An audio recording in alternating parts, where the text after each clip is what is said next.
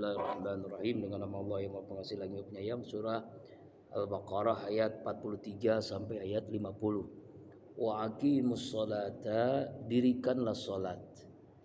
Wa atuz zakata, tunaikan zakat. Warka'u, dan rukuklah ma'ar rakiin, bersama orang-orang yang ruku. Nah, jadi ini ayat 43 ini perintah Allah untuk kita melaksanakan sholat, ya, lalu menunaikan zakat dan ruku bersama orang yang ruku. Apa yang dimaksud dengan ruku bersama orang ruku ini? Dalam sebuah tafsir adalah sholat berjamaah, ya. Jadi sholat yang dilakukan secara bersama-sama. Makanya warka'u ma'ar rakiin, ruku bersama orang-orang yang ruku. Nah, setelah di ayat 42 yang sebelumnya adalah Allah memerintahkan kita agar jangan mencampur adukan antara yang benar dengan yang batil, ya. Nah, sekarang perintah Allah adalah untuk kita mendirikan sholat. Ya, ini bagian daripada perintah Allah, ya. Dalam tafsir Jalalain maksudnya adalah perintah ini kita diperintahkan untuk memasuki agama Islam itu secara keseluruhan. Yang secara keseluruhan itu adalah pertama mendirikan sholat. Bukti orang muslim adalah sholat, karena sholat ini tiang agama. Kemudian zakat. Nah, kalau sholat itu mewakili ibadah ritual, zakat mewakili ibadah sosial. Kemudian sholat yang diperintahkan oleh Allah adalah sholat yang berjamaah. Makanya ada ulama yang mengatakan bahwa warka'u ma'ar-rakiin ini adalah sholat berjamaah itu hukumnya wajib, karena ruku bersama orang-orang yang ruku. Nah, ini walaupun memang jumhur ulama mengatakan bahwa sunnah muakkad hukumnya, ya. Tapi kalau dalil-dalil dari Al-Quran ini menyimpulkan bahwa sholat berjamaah itu hukumnya adalah wajib, karena ayatnya warka'u ma'arrokin, ruku bersama orang-orang yang ruku. Kemudian yang berikutnya ayat 44, atakmurunan nasa bil birri, mengapa kamu memerintahkan orang lain untuk melakukan kebaikan, ya, memerintahkan manusia untuk melakukan kebaikan, wa tansawna anfusakum, sedang kamu melupakan dirimu sendiri. Wa antum taslunal kitab, padahal kamu membaca kitab. Ya, yang dimaksud kitab ini adalah kitab Taurat, ya. Afala takilun, maka kenapa kamu tidak berpikir? Nah, ini adalah bagian daripada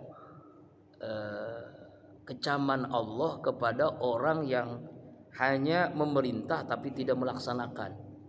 Ya, dia memerintahkan untuk melakukan kebaikan, sedang dia sendiri melupakan dirinya.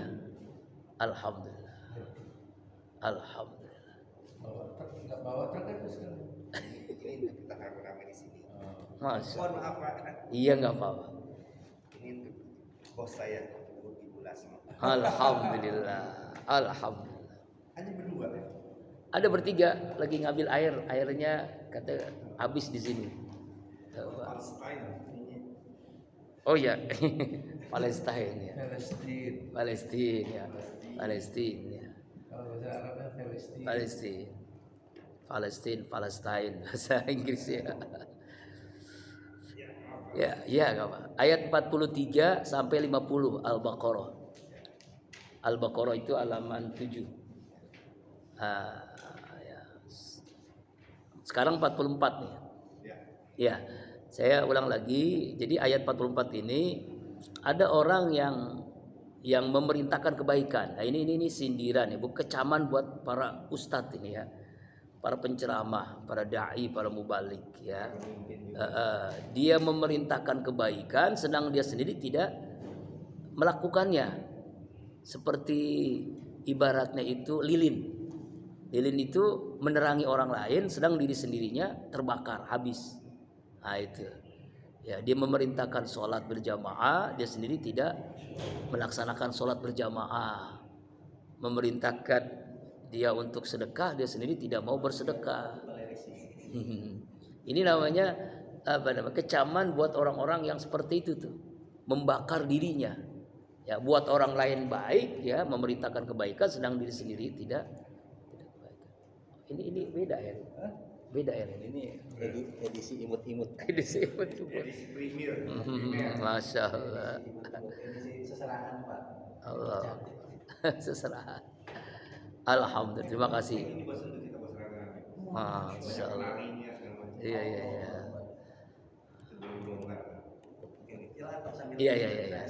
Iya. Dia kan baru datang Pak. Iya. Jadi membakar diri sendiri itu baik Pak. Ini bukan banyak menjelaskan Pak. Menjelaskan nih, lagi menjelaskan ini udah. Kalau baca mah udah dari tadi. Saya pernah dimarahin Pak Amin gara-gara itu. Oh begitu ya. Itu berapa nilainya? Tapi kata-kata saya itu mahal Pak. Nari semua bos. Sampai begitu ya. Alhamdulillah. Iya. Jadi memerintahkan kebaikan sedang dia sendiri tidak mengerjakannya. Nah, ini.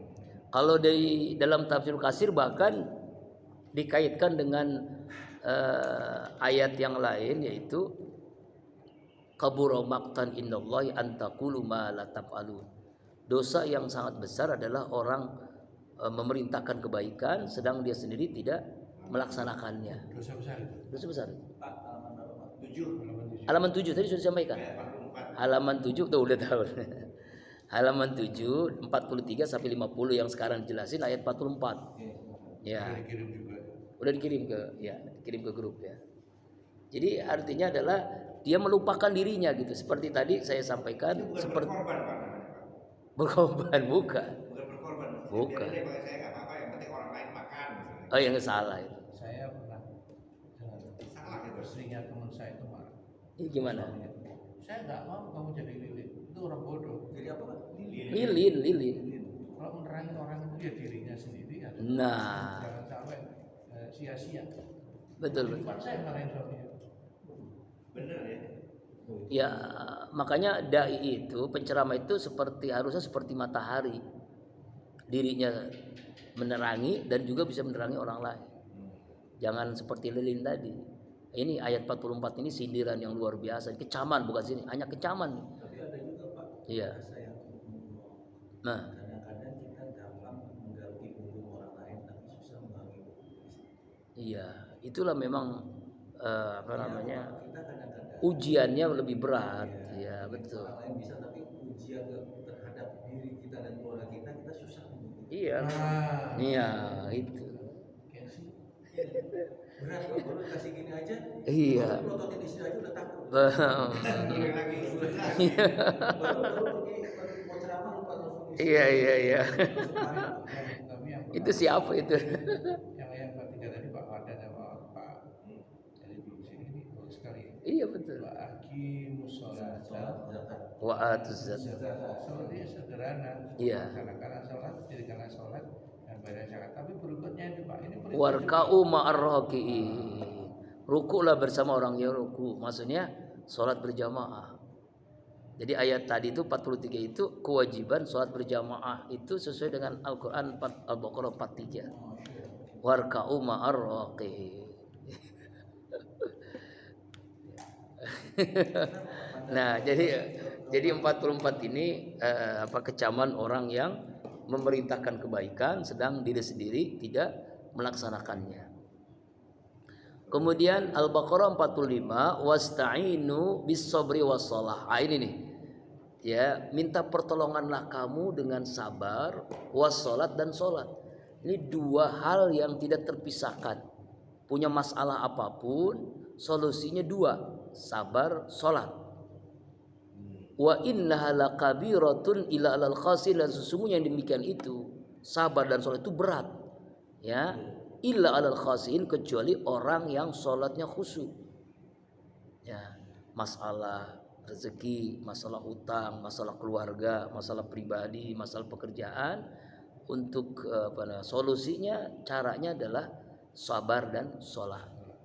Nah, sabar itu kan ada 3. Sabar dalam menjalankan perintah Allah, sabar dalam menjauhi larangan Allah, sabar dalam menghadapi masalah hidup. Masalah hidup itu macam-macam, bisa musibah, bisa bencana, bisa masalah yang lainnya, ya, masalah kehidupan kita keluarga. Nah, karena itulah urusan apapun, kesulitan apapun akan diberikan solusi terbaik dengan cara sabar dan sholat. Sabar dalam menyikapinya, dan sholat solusi untuk masalah yang kita hadapi. Dan keduanya itu sangat berat, amat sangat berat, la kabiratun, kecuali orang yang khusyuk dalam sholatnya. Nah ini khusyuk dalam sholatnya. Kan khusus sholatnya susah. Iya. Untuk sholat aja susah. Sholat aja susah, apalagi khusyuk. Iya, dia kan matanya kemana-mana. Iya. Tapi katanya kalau Iya. jamaah itu kalau salah satu musuh kita kembali. Nah, itulah pentingnya berjamaah. Dan tadi saya sholat khususnya, tahu ingat WA-nya Pak Lasmo. Iya. Itu kalau bikin kopi harus ini.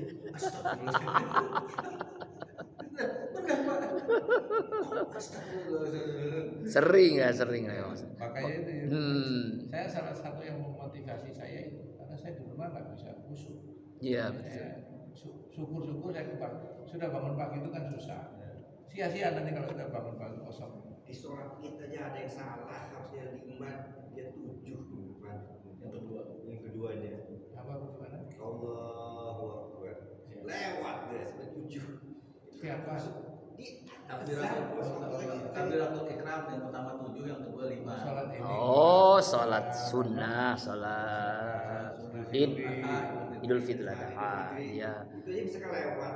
Iya. Sampai orang semua berkumpul. Bahkan ada yang kejadian enggak pakai 7 kali, enggak pakai 5 kali. Cuma sekali aja langsung Al-Fatihah. Itu karena apa? Tidak takut. Ya lupa. Tapi tetap sah, salat sah. Kalau sunnah. Yang penting memenuhi rukun sholat. Rukun sholat itu Al-Fatihah. Al-Fatihah, ya kan, berdiri. Teman saya jadi imam masjid di kantor. Iya. Ini imam nggak pakai Al-Fatihah. Wah, itu mah udah. Sampai enggak, dia grogi sampai diingetin Al-Fatihah baru Bismillahirrahmanirrahim, jadi imam sholat Jumat. Allah. Bunyi nggak bunyi gimana, Pak? Kan misalkan kalau maghrib bunyi, kalau ini enggak. Saya pernah juga ya. Iya. Maghrib nggak bunyi, kita nungguin terus semua. Bunyi Pak itu buat diri sendiri. Jadi kalau 3 waktu itu adalah mesti bunyi, ya bunyi, ya yaitu maghrib, isya dan subuh. Harus bersuara atau dijaharkan kalimatnya, ya. Begitu. Nah, makanya ayat 46 itu apa itu khusyuk? Nah, dijelaskan di ayat 46, allazina yazunnuna annahum mulaqu rabbihim wa annahum ilaihi rajiun. Yang dimaksud khusyuk dalam sholat adalah orang yang meyakini bahwasanya mereka ini akan berjumpa dengan Allah, Tuhan mereka, dan mereka akan kembali kepada Allah. Ya, jadi merasakan kenikmatan dalam sholatnya. Dulu mungkin kita pernah mengkaji tentang khusyuk ya. Tahapan khusyuk itu ada 5. Pertama khusyuk persiapan. Khusyuk persiapan itu mulai dari istinja yang benar, wudu yang sempurna, pakaiannya suci, makanan yang dia makan juga halal, suci, hartanya suci, hatinya suci. Jadi kesucian sebelum sholat itu sudah benar terjadi, ya. Itu namanya khusyuk persiapan. Mendengar azan dia jawab, ya, dengan dengan meyakini azan itu adalah panggilan Allah melalui suara muazzin. Yang kedua khusyuk gerakan sholat, gerakannya tidak terburu-buru. Ada orang yang sholat gerakannya nggak jelas antara berdiri, ruku dan sujudnya karena saking cepatnya. Nah, ini tidak mungkin khusyuk sholatnya. Seperti sholat tarawih lah ya, yang ada tuh di sebuah tempat. Itu sebenarnya maknanya dilama-lamakan. Iya, istirahat kan. Tarawih itu Artinya istirahat. dilama-lamakan. Iya. Berangkat nggak mau. Iya. Video cepetin. Nanti order lagi. Iya. Ada yang sampai 7 menit 23 rakaat. Nggak jelas itu ya bacaannya, gerakannya. Nah, itu yang kedua khusyuk gerakan. Jadi gerakan ini menentukan kehusuan. Ya kan yang dilihat tempat sujud, bukan matanya ke kanan kiri atau ke atas atau kemana-mana, ke tempat sujud. Ya, gerakan sholat. Yang ketiga, khusyuk bacaan. Khusyuk bacaan ini terdiri dari pentingnya kita ngaji ya, artinya kita benar bacaannya, makharijul hurufnya, tajwidnya, panjang pendeknya. Kemudian setelah itu kita pahami isinya, tahu terjemahnya. Kita tahu terjemahnya Al-Fatihah misalnya. Kemudian setelah tahu artinya, tahu terjemahnya, kita pahami, kita hayati kandungan maknanya. Rabbi firli warhamni, ya Allah ampuni hamba, sayangi hamba. Wajburni, tutup aib hamba. Warfa'ni, angkat derajat hamba. Warzukni, berikan hamba rezeki. Wa'afini, sehatkan hamba ya Allah. Ya kan? Wa'afini, wa'fa'ani, maafkan hamba. Jadi doa yang mustajab itu doa dalam sholat. Nah, kita tahu artinya, terjemahkan dalam hati, ya kan? Kita hayati. Khusyuk bacaan sholat. Kemudian yang keempat, khusyuk pikiran. Pikirannya itu tertuju apa yang dilakukan ketika sholat, baik ucapan ataupun pekerjaan sholat. Jadi pikirannya itu tidak melayang kemana-mana gitu. Memang ini perlu fokus ya, perlu kesadaran. Kita lagi sholat, bukan sedang aktivitas dunia yang lain. Nah, inilah namanya khusyuk pikiran. Nah, puncaknya khusyuk itu adalah al-qalbu, hati. Ya, khusyuk perasaan, hatinya khusyuk. Nah, ini tahapan-tahapan untuk mencapai kekhusyukan. Ya. Kenapa di dalam ayat 46 ini ya, alladzina yazunnuna annahum mulaqu rabbihim wa annahum ilaihi raji'un. Orang yang khusyuk itu orang yang yakin dia menemui Allah dan dia akan kembali kepada Allah. Dia akan berjumpa dengan Allah, akan dihisab, akan diminta pertanggungjawabannya. Nah ini. Jadi solusi masalah akan terjadi kalau kita lakukan dua tadi. Salat wasta'inu bis-sabri was-shalah, yaitu sabar dan salat. Tapi salatnya yang khusyuk. Maka masalah apapun yang terjadi akan ada solusinya. Kenapa para sahabat ya kalau ada masalah sholat ya, kalau kita kebalikannya ya, selesai sholat malah masalah bertubi-tubi ya. Kenapa nggak ada solusinya? Karena sholat yang kita lakukan nggak khusyuk. Nah, makanya solusinya nggak ketemu, jalan keluarnya nggak ketemu dari masalah yang kita hadapi. Nah itu. Kemudian ayat selanjutnya 47 ini beda tema nih ya. Kalau tema tadi itu tentang kita minta pertolongan melalui sabar dan sholat. Nah 47 ini tentang sejarah Bani Israel. Ya Bani Israel, wahai Bani Israel. Siapa ini Bani Israel ini? Bani Israel ini ada keturunan Nabi Yakub alaihissalam. Ya, Nabi Yakub ya, keturunannya Nabi Yusuf dan seterusnya anak-anaknya itu. Nah, dari itulah nanti ada Nabi Musa, ya kan? Itulah Bani Israel. Wahai Bani Israel, uzkuru ni'mati, ingatlah akan nikmat-nikmatku allati an'amtu yang aku berikan kepadamu, Allah Subhanahu alaikum atas kalian semua. Wa anni fadaltukum 'alal alamin, bahwasanya aku Allah telah melebihkan kamu atas segala umat. Jadi ayat ini memerintahkan kepada Bani Israel untuk mengingat segala nikmat yang Allah berikan kepada Bani Israel dengan mensyukuri nikmat Allah Subhanahu wa taala. Kenapa? Karena Allah telah memberikan keistimewaan dibandingkan dengan umat-umat yang lalu. Apa umat-umat yang lain? Di antara keistimewaannya adalah Bani Israel ini banyak nabi yang lahir dari Bani Israel, ya kan ya. Mulai tadi kan Nabi Yakub, Nabi Yusuf, Nabi Sulaiman, Nabi Daud, Nabi Musa, Nabi Isa, Nabi Yahya, Nabi Zakaria, itu Bani Israel tuh. Bahkan punya 2 kitab, Taurat dan Injil, Nabi Musa, Nabi Isa. Nah ini ya, ini kelebihannya, keistimewaannya harusnya disyukuri. Keistimewaan yang diberikan Allah Subhanahu wa taala. Ya, keistimewaan Bani Israel. Nah ini. Jadi beda dengan Zionis Israel ya, beda ya. Itu beda. Beda. Namanya Israel juga. Israel ya. Makanya disebut Zionis. Karena orang Yahudi sendiri kan menolak apa yang dilakukan oleh Zionis tadi kan. Karena dia sudah lebih daripada binatang ya. Nggak peduli lagi, yang penting semua orang-orang nggak semuanya itu di Palestina itu pemusnahan, genosid ya. Kenapa nggak di tahu ya? Azabnya kalau nggak turun gitu. Kasih azab aku. Karena manusia udah nggak bisa mengingatkan. Ini kan dia belum ada. Ya.